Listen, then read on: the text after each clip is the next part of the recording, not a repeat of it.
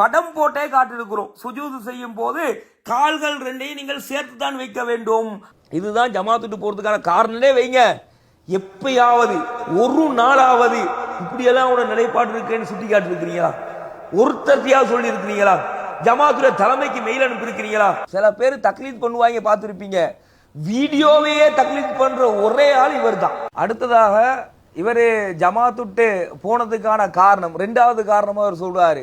ஆதாரத்தை நம்ம கிட்ட காட்டினாரா, சுட்டி காட்டினாரா, நம்ம ஏத்துக்கலையா? அது என்னடாப்பா அப்படின்னு பார்த்தா, ரசூல் ஸல்லல்லாஹு அலைஹி வஸல்லம் அவர்கள் ரசூலுல்லாஹ்வுடைய தொழுகை முறை, ரசூலுல்லாஹ் சுஜூதுல இருக்கும் போது காலை இப்படி நாம சேர்த்து வைக்கணுமா அல்லது பிரித்து வைக்கணுமா அப்படின்னு இந்த பஞ்சாயத்து இருக்குது இல்லையா? இந்த பேசக்கூடிய நேரத்தில் இவர் உள்ளத்துல எந்த அளவுக்கு ஒரு வக்கிர புத்தி இருக்கிறது, எந்த அளவுக்கு ஒரு அடிமட்ட கேவலமான புத்தி இருக்கிறதுன்னு சொன்னா, தௌஹீத் ஜமாத் ஆகிய நாங்கள் எஸ்எல்டிஜியினர் தொழுக முறையே மாத்திட்டோமா. இந்த ஹதீஸை பலகீனமாக்கி ரசூலுல்லாஹ் எப்படி சுஜூது செஞ்சாங்களோ அந்த முறையை மாற்றி அமைத்திருக்கக்கூடிய நிலைகளை நீங்க பார்க்கலாம். ரசூலுல்லாஹ் எப்படி சுஜூது செஞ்சாங்களோ அந்த முறையை மாற்றி அமைத்திருக்கக்கூடிய நிலைகளை நீங்க பார்க்கலாம். சுஜூதுல சேர்க்கணுமா இல்லையா? நீங்க சேர்க்க கூடாது என்றால் அதற்கு என்ன ஆதாரம்? இப்படிதான் ஒரு தவறை சுட்டி காட்டுறதா? தொழுகையில ஒரு செயல்பாட்டுல ஒரு கருத்து முரண்பாடு இருந்தா அதை நீ சரியான முறையில் இல்லையா சுட்டி காட்டணும். பாத்தீங்களா, இவங்க எஸ்எல்டிஜே காரர்கள் தொழுகை முறையை இவர்கள் மாற்றி விட்டார்கள் அப்படின்னு இவர் பேசுறாரு. நம்மளும் பார்த்து என்னடா இது, என்னமோ ஒரு பெரிய ஒரு ஆதாரத்தை வைக்க போறாரு அப்படின்னு நாம பார்த்துக்கிட்டு இருந்தா, வைக்கக்கூடிய ஆதாரம் என்ன தெரியுமா? சில பேர் தக்லீத் பண்ணுவாங்க, பார்த்துருப்பீங்க. வீடியோவையே தக்லீத் பண்ற ஒரே ஆள் இவர் தான். எந்த அளவுக்குன்னு சொன்னா, அந்த வீடியோ எடுத்து போடுவாரு. எப்படி நம்முடைய ஜமாத்துடைய டிஎன்டிஜே ஒரு தாய் இந்த காலை சேர்த்து வைத்து வரக்கூடிய அந்த ஹதீஸ் சம்பந்தமா பேசுவார். பேசக்கூடிய நேரத்தில் இப்னு ஹுசைமால வரக்கூடிய ஒரு ஹதீஸ், அதுல யஹ்யா இப்னு அய்யூப் என்று சொல்லக்கூடிய ஒரு அறிவிப்பாளர் வர்றாரு. இந்த அறிவிப்பாளர் சம்பந்தமாக குறைகளும் வருகிறது, நிறைகளும் வருகிறது. பொதுவாக ஹதீஸ் துறையில குறைகளும் நிறைகளும் வரக்கூடிய நேரத்தில் குறைகளுக்கு தான் என்ன செய்வாங்க, முக்கியத்துவம் கொடுப்பாங்க. ஆனால் இந்த யஹ்யா இப்னு அய்யூப் இருக்கிறார் இல்லையா, இவரை பொறுத்த வரைக்கும் இவரு மனனத்திலிருந்து ஒரு ஹதீஸை அறிவிச்சா அதை ஏத்துக்க மாட்டாங்க. இதை எழுத்துல இருந்தா, கிதாபுல இருந்தா அந்த ஹதீஸை ஏத்துக்குவாங்க.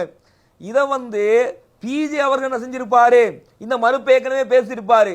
பேசி இந்த டிஎன்டிஜே உடைய அந்த வீடியோவும் எடுத்து இவர் போட்டிருப்பாரு. பிஜே எப்படி போட்டிருப்பாருனாக்க, ஹிஃபுல்ல இருந்து அறிவித்தால் அதை ஏற்றுக்கொள்ளக்கூடாது, கிதாபுல இருந்து அறிவித்தால் ஏற்றுக்கொள்ளலாம் என்று இந்த டிஎன்டிஜியோட பேச்சாளர் பேசுவார் இல்லையா, அதை பிஜே 3 தடவை போட்டு காட்டுவார். அதே வீடியோவை பிஜே மாதிரியே இவர் என்ன செய்வார், 3 தடவை போட்டு காட்டுவார். போட்டு காட்டும் போது கூட நாம யோசிச்சோம், அடடா ஒருவேளை நம்மாலு தவறா பேசிட்டாரோ, இவர் கிதாபுல இருந்து அறிவிச்சதை ஹிஃபுல்ல இருந்து அறிவிச்சிட்டாருன்னு சொல்லிட்டாரோ அப்படின்னு நம்ம பார்த்துக்கிட்டு இருந்தாக்க, இந்த ஹதீஸ் கலையெல்லாம் இருக்குது இல்லைங்க, சாதாரண விஷயம் கிடையாது. நல்ல டீப் நாலேஜ் இருக்கணும், நல்ல ஒரு புத்தி இருக்கணும், நல்ல ஒரு ஆய்வு திறமை இருக்கணும். அப்பதான் இதுக்கான விளக்கம் கிடைக்கும். நல்ல இவ்வளவு பில்டப் கொடுக்குறாரு. சரிடாப்பா, என்னத்தான் இவன் பதில் சொல்ல போறான்னு பார்த்தா, இந்த யஹ்யா இப்னு அய்யூப்னு சொல்லக்கூடிய அறிவிப்பாளர் இருக்கார் இல்லையா, இவர் அறிவிச்ச ஹதீஸ்களை புகாரி இமாம் பதிவு செஞ்சிருக்கிறாராம், முஸ்லிம் இமாம் பதிவு செஞ்சிருக்கிறாரு. இப்படி எண்ணி இவருடைய விவாதமே அதுதான். புகாரி பதிவு பண்ணிட்டாரு, முஸ்லீம் பதிவு பண்ணிட்டாரு இப்படின்னு சொல்ல ஒரு பேச்சுக்கு புகாரி இமாமே பதிவு செய்யட்டும், முஸ்லிம் இமாமே பதிவு செய்யட்டும். புகாரி இமாம் முஸ்லிம் இமாம் மலக்குகளா மனிதர்களா? அவங்களுக்கு தவறு வராதா? அவங்க எப்படி பதிவு பண்ணிருக்கிறாங்க? இவர் ஒரு ஸ்கிரீன்ஷாட் எடுத்து காட்டுவாரு. அதை இந்த வீடியோ நம்ம போட்டு காட்டுறோம் பாருங்களேன். அந்த ஸ்கிரீன்ஷாட்ல இந்த யஹ்யா இப்னு அய்யூப் என்று சொல்லக்கூடியவர், அவர் நல்லவரா கெட்டவரா, ஹதீஸ் துறையில அது சம்பந்தமான விமர்சனங்கள்லாம் வருது இல்லையா, இதெல்லாம் அவர் சுட்டி காட்டுவாரு. சுட்டி காட்டினா இதுல கீழே 12வது நம்பர்ல ஒரு செய்தி வரும். அந்த செய்தியிலேயே என்ன சொல்லப்பட்டிருக்குன்னு சொன்னா, பொதுவாக குதுபு சித்தா புகாரி முஸ்லிம் வரக்கூடிய ஹதீஸ்கள் இருக்குது இல்லையா, இவங்கெல்லாம் இவருடைய ஹதீஸ்களை பதிவு பண்ணியிருக்கிறார்கள். குறிப்பாக புகாரி இமாம் இவருடைய ஹதீஸ்களை பதிவு பண்ணியிருக்கிறாரு. அதுவும் துணை ஆதாரமாக சரியான அறிவிப்பாளர் ரீதியாக பதிவு பண்ணிட்டாங்க. பதிவு பண்ணிட்டு இந்த யஹ்யா இப்னு அய்யூப் வரக்கூடிய ஒரு 2 செய்தியை துணை ஆதாரமா பதிவு பண்ணிருக்கிறாங்க. இதைத்தான் ஒரு மெயின் ஆதாரமா வச்சு, பாத்தீங்களா டிஎன்டிஜே எஸ்எல்டிஜே எப்படியாப்பட்டவர்கள் தெரியுமா, தொழுகை முறையே மாற்றி விட்டார்களாம். தொழுகை முறையே நாங்க எதுக்கு தொழுகை முறையை மாத்துறோம்? இவ்வளோ எதிர்த்து மக்கள் நம்மளை பல ஊர்களை அடித்து விரல்களை உடைத்து கூட நபி வழி என்றால் உயிரே போனாலும் சரி விரலை அசைப்பது நபி வழி என்றால் அதை நாங்கள் செய்வோம் என்று சொல்லக்கூடிய ஒரே ஜமாத் எஸ்எல்டிஜே டிஎன்டிஜே. ஒரு ஹதீஸ் இருக்குன்னு சொன்னா அதை நம்ம தூக்கி கடாசுவோமா? அதை நம்ம பின்பற்றிட்டு போமா? 13 வருஷங்களோட ஜமாத் இருந்தேன்னு சொல்றீங்களே, இதுதான் நம்முடைய ஜமாத்தை விளங்கிய லட்சணமா? இது ஜமாத்தை விளங்கிய லட்சணம் கிடையாது. பிஜே உடைய அந்த தக்லீத் சிந்தனை, பிஜேயை பின்பற்ற வேண்டும் என்று அந்த தக்லீத் முத்தி போயிட்டு ஆய்வே இல்லாம அவரு சொன்னது அப்படியே நீங்க என்ன செய்றீங்க? அவர் அங்க சொல்றாரு, நீங்க அப்படியே இங்க வாந்தி எடுத்துட்டு போறீங்க. இதுதான் உங்களுடைய ஆய்வின் லட்சணமா? இதுதான் ஜமாத்துட்டு போறதுக்கான காரணமா? ஒரு பேச்சுக்கு வைங்களேன், இதுதான் ஜமாத்துட்டு போறதுக்கான காரணமே வைங்க. எப்பயாவது ஒரு நாளாவது இப்படியெல்லாம் உங்களோட நிலைப்பாடு இருக்குன்னு சுட்டி காட்டி இருக்கிறீங்களா? ஒருத்தர்த்தையாவது சொல்லி இருக்கிறீங்களா? ஜமாத்துடைய தலைமைக்கு மெயில் அனுப்பி இருக்கிறீங்களா? இந்த ஜமாத்தை பொறுத்த வரைக்கும் அனைத்துக்கும் சுதந்திரம் தரப்பட்ட ஒரு ஜமாத். இந்த ஹதீஸ் சம்பந்தமா நம்முடைய நிலைப்பாடு, இந்த ஹதீஸ் பலவீனமான ஹதீஸ் தான். அது இப்ப இல்ல, நீங்க பேசுறதுக்கு நீங்க பிஜே பேசினது தானே இப்ப எடுத்து பேசிக்கிட்டு இருக்கிறீங்க. பிஜே பேசும் போதே இந்த ஹதீஸ் நம்ம என்ன செஞ்சோம்? ஒருவேளை நம்ம சரியான ஹதீஸை தான் பலவீனம் நினைச்சுக்கிட்டு இருக்கிறோமோ அப்படின்னு நம்ம மறுஆய்வு பண்ணோம். மறுஆய்வு பண்ணக்கூடிய நேரத்தில் அந்த டைம்லயே பிஜே பேசும்போது முஸ்லீம் 50 இடத்துல வருதுன்னு எல்லாம் பேசுவார். அதெல்லாம் பச்சை பொய்யான கதை தான். அப்ப நம்ம திரும்ப அந்த ஹதீஸை ஆய்வு பண்ணி பார்க்கக்கூடிய நேரத்தில் கூட நம்ம ரீகன்ஃபார்ம் என்ன பண்றோம்? இந்த ஹதீஸ் பலவீனமான ஹதீஸ் தான் அப்படின்னு நம்ம திரும்பவும் ரீகன்ஃபார்ம் பண்றோம். சரி, இந்த பஞ்சாயத்து ஒரு பக்கம் இருக்கட்டும். இப்ப சுஜூத் செய்யக்கூடிய நேரத்தில் காலை சேர்த்து வைக்க வேண்டுமா பிரித்து வைக்க வேண்டுமா, இது குறித்து ஜமாத்துடைய நிலைப்பாடு என்ன அப்படின்னு நீங்க பாத்தீங்கன்னா, சுஜூத் செய்யும் போது காலை சேர்த்து தான் வைக்கணும் தான் நம்ம சொல்றோம். இன்னைக்கு வரைக்கும் அதுதான் ஜமாத்துடைய நிலைப்பாடாக இருக்கிறது. ஜமாத்துல தூதர் வழியில் தொழுகை சட்டங்கள் அப்படின்னு நம்ம ஒரு புத்தகத்தை வெளியிடுறோம். அந்த புத்தகத்துல 140வது பக்கத்துல படம் போட்டே காட்டிருக்கிறோம். சுஜூது செய்யும் போது கால்கள் ரெண்டையும் நீங்கள் சேர்த்து தான் வைக்க வேண்டும் அப்படின்னு நம்ம படம் போட்டே நம்ம காட்டுறோம். 140வது பக்கத்தை நீங்க பார்த்தா உங்களுக்கு விளங்கும். அது உங்களுக்கு ஸ்கிரீன்ல கூட நம்ம இப்ப போட்டு காட்டுவோம். அதுல நம்ம எந்த ஆதாரத்தின் அடிப்படையில் சேர்த்து வைக்க சொல்றோம்னா, ஒரு தடவை இரவுல ஆயிஷா ரலியல்லாஹு அன்ஹா சொல்றாங்க, நான் தூங்கிக்கிட்டு இருந்தேன், எனக்கு பக்கத்துல தான் ரசூலுல்லாஹ் உறங்கிட்டு இருந்தாங்க. ஆனா என் பக்கத்துல தூங்கிட்டு இருந்த ரசூலுல்லாஹ்வை திடீர்னு காணோம். எங்கடா ரசூலுல்லாஹ் போனாங்க? நான் தேடி பார்க்கிறேன். என்னுடைய கையினால் உலாத்தி பார்த்தேன்.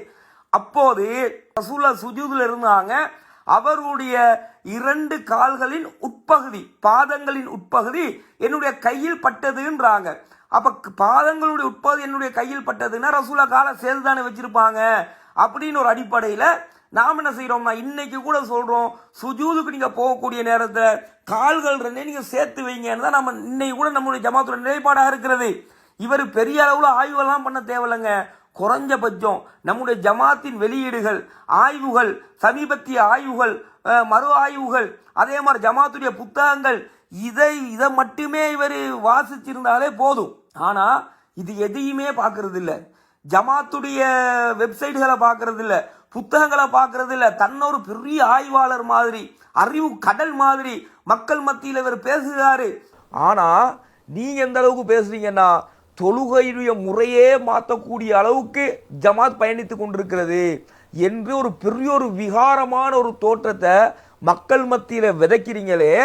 ஏன் இந்த ஒரு காழ்ப்புணர்ச்சியோடு இந்த வேலையை நீங்க செய்றீங்கன்னா, நான் இல்லாத இந்த ஜமாத் ஒட்டுமொத்தமா அழிஞ்சு போயிடணும். இது யாருடைய குணம்னு விளங்குதா? பொதுவாக பார்க்கக்கூடிய மக்களுக்கு இவர் யாரை தக்லீது பண்றாரு, யாருடைய குணத்தை இவர் ஃபாலோ பண்றாரு என்பதையும் மக்கள் புரிந்து கொள்ளக்கூடிய விதத்தில் இவருடைய பேச்சுக்கள் முழுமையாக அமைந்திருக்கிறது. இன்னும் சொல்ல போனாக்க, இது சாதாரண ஒரு மசாலா பிரச்சனை, கருத்து முரண்பாடான ஒரு பிரச்சனையை பொறுத்த வரைக்கும் பொதுவாக ஒரு மசாயில் விஷயத்தில் பலதரப்பட்ட கருத்து முரண்பாடுகள் வரும். அதை மறு ஆய்வு செய்வோம். மறு ஆய்வு செய்யக்கூடிய நேரத்தில் நம்முடைய பழைய நிலைப்பாடு தவறாக இருந்தா நாம ரகசியமா ஒத்துக்கொண்டு போகக்கூடிய ஜமாத்தும் கிடையாது. பப்ளிக்காகவே நாம் என்ன செய்வோம்? பகிரங்கமா அறிவிப்போம். நாம ஏற்கனவே எடுத்த நிலைப்பாடு தவறு. யாரு என்ன நினைத்தாலும், யாரு விமர்சனம் செய்தாலும் நாம அல்லாஹ்வுக்கு பயப்படக்கூடியவர்கள். அப்ப நாம் என்ன செய்வோம்? மக்களுக்கு பகிரங்கமா அறிவிச்சிருவோம், அந்த நிலைப்பாடு பிளப்பா, நம்ம தவறுதலா சொல்லிட்டோம், இதுதான் சரியான நிலைப்பாடு என்று சொல்லக்கூடிய ஒரு ஜமாத்தாகத்தான் இந்த ஜமாத் இவ்வளவு காலம் செயல்பட்டு வருது. அப்படி இருக்கக்கூடிய நேரத்தில் நீங்கள் என்ன பண்ணுறீங்க? இதை நாம் சுட்டி காட்டணும், இவங்க ஏற்றுக்கல்ல, அதனால் நான் ஜமாத்துட்டு போயிட்டேன், இப்படின்னு ஒரு பொய்யான கருத்தை மக்கள் மத்தியில் நீங்கள் விதைக்க பார்க்கிறீர்கள். இந்த அவதூறு எதுக்காக வேண்டி தெரியுமா? ஜமாத்துடைய நிர்வாகிகளுக்கு அல்ல, ஜமாத்துடைய தாய்க்களுக்கு அல்ல, இந்த கொள்கையை குழி தோண்டி போய் வச்சிடணும். இந்த ஜமாத்தை நான் இந்த ஜமாத்துட்டு போயிட்டேனா இந்த ஜமாத் எப்படியாவது அழிச்சிடணும் அப்படின்றதுக்காக வேண்டி பொய்யையும் பித்தலாட்டத்தையும் அந்த வஞ்சக புத்தியையும் வக்கிரமத்தையும் கக்கக்கூடிய ஒரு வேலையை தான் நீங்க செஞ்சிருக்கீங்களே தவிர தெளிவான எந்த ஒரு ஆதாரத்தையும் நீங்க முன் வச்சு பேசல என்பதை மக்கள் தெளிவாக புரிந்து கொண்டார்கள்.